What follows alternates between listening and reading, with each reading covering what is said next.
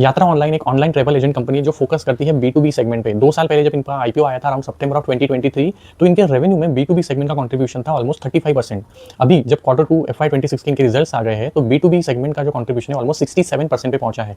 तो सिग्निफिकेंटली इनका जो रेवेन्यू मिक्स है शिफ्ट हुआ है in favour of the B2B segment. अब B2B सेगमेंट इनके लिए काफी अच्छा वर्कआउट कर रहा है। अब ये सेगमेंट कंपेयर टू B2C बहुत बेटर है, बिकॉज B2C में जो क्लाइंट का लॉयल्टी होता है वो कंप्लीटली डिपेंडेंट होता है आप उसको कितना ज्यादा डिस्काउंट दे रहे हो। तो बेटर मार्जिन प्रोवाइड करता है B2B सेगमेंट। अब B2B सेगमेंट एक स्टिकी कस्टमर बेस है जो कॉर्पोरेट्स को ये सर्व करते हैं, तो इनका रिटेंशन रेशियो देखेंगे B2C सेगमेंट में तो वो 60%, बट B2B सेगमेंट का रिटेंशन रेशियो देखेंगे तो वो 97% है। तो इसेंशियली एक तो स्टिकी बिजनेस इनको मिलता है जब ये B2B सेगमेंट में फोकस करते हैं। चर्न रेट कस्टमर का हार्डली 3% का है और रेवेन्यू ग्रोथ यहाँ पे बेटर आता है, मार्जिन यहाँ पे बेटर होते हैं। तो इसेंशियली इसी की वजह से जो यात्रा ऑनलाइन है B2B सेगमेंट में ज्यादा फोकस करता है।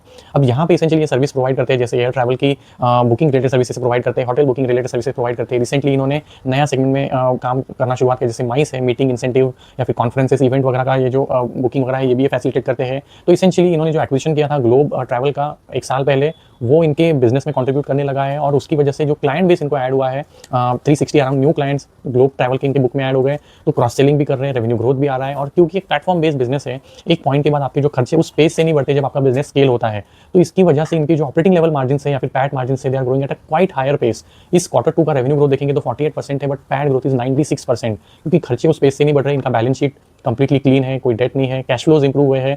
अब इन्होंने बात आती है समझना कि B2B में फोकस क्यों किया, तो इनका ऑब्जर्वेशन रहा है over a period of time जब इन्होंने दोनों सेगमेंट में काम किया, तो B2B में जब इन्होंने स्ट्रॉन्गर टेक इंटीग्रेशंस कर लिए है किसी भी क्लाइंट के HRM सिस्टम्स या फिर ERP सिस्टम के साथ, तो उस B2B क्लाइंट के लिए यात्रा को रिप्लेस करना with some other client some other service provider is very difficult unless there is a meaningful कोई डिफरेंस दे कॉस्ट में कंपेयर टू यात्रा। तो कोई B2B क्लाइंट क्यों स्विच करे। और एडिशनली जो कॉस्ट सेविंग होता है, जो ऑटोमेटेड प्रोसेसेस ये अपने प्लेटफॉर्म के थ्रू किसी क्लाइंट को सर्विसेज प्रोवाइड करता है, फिर एक UI देते हैं जो क्लाइंट अपने कॉस्ट को एक्सपेंसेस को ट्रैक कर सकता है पूरे ऑटोमेटेड वे में। ये सारी जो फैसिलिटीज है इनको हेल्प करती है अपने कॉस्ट बचाने में।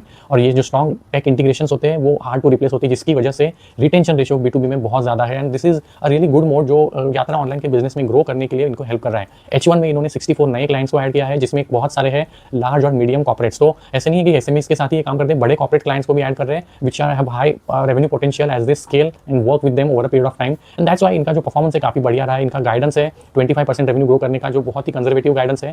मार्जिन्स इनका कहना है कि will reach around 23% adjusted EBITDA level in couple of quarters, and medium term में मार्जिन्स को एडजस्टेड एबिटा लेवल पे 30% लेके जाने का टारगेट है। तो रेवेन्यू ग्रोथ आने वाला है and it is going to be very supportive to their bottom line, but they are going to be strong operating leverage going to come in the future as well.